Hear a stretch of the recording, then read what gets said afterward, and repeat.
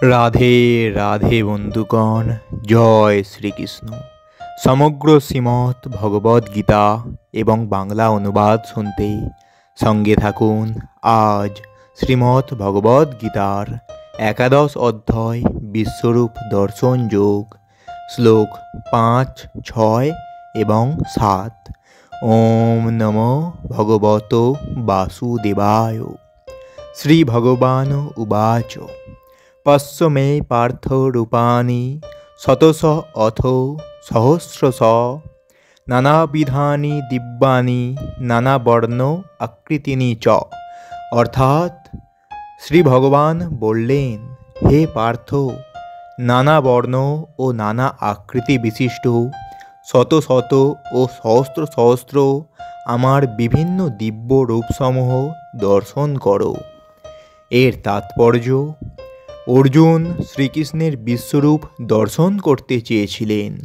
ভগবানের এই রূপ যদিও দিব্য, তবুও তার প্রকাশ হয় এই জড় জগতের পরিপ্রেক্ষিতে, এবং তাই তা এই জড় জগতের কালের উপর নির্ভরশীল।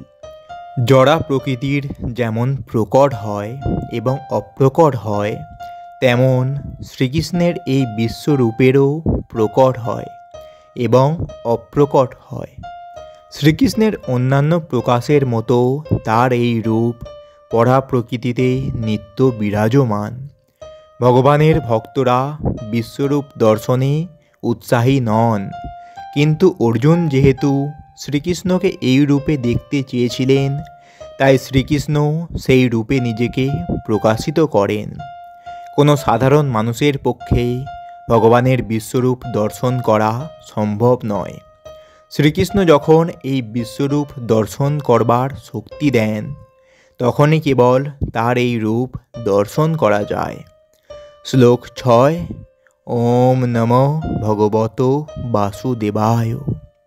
পশ্য আদিত্যান বসুন রুদ্রান অশ্বিনী মরুত তথা বহুনি অদৃষ্ট পূর্বাণি পশ্য আশ্চর্যানি ভারত। অর্থাৎ, হে ভারত, দ্বাদশ আদিত্য, অষ্ট বসু, একাদশ রুদ্র, অশ্বিনী কুমারদ্বয়, 49 মরুত এবং অনেক অদৃষ্টপূর্ণ আশ্চর্য রূপ দেখো। এর তাৎপর্য, এমনকি যদিও অর্জুন ছিলেন ভগবান শ্রীকৃষ্ণের অন্তরঙ্গ বন্ধু এবং বিশেষ জ্ঞানী পুরুষ, তবুও তার পক্ষে শ্রীকৃষ্ণ সম্বন্ধে সব কিছু জানা সম্ভব ছিল না। এখানে বলা হয়েছে যে মানুষেরা ভগবানের এই রূপ এবং প্রকাশ সম্বন্ধে আগে কখনো শোনেনি অথবা জানেনি।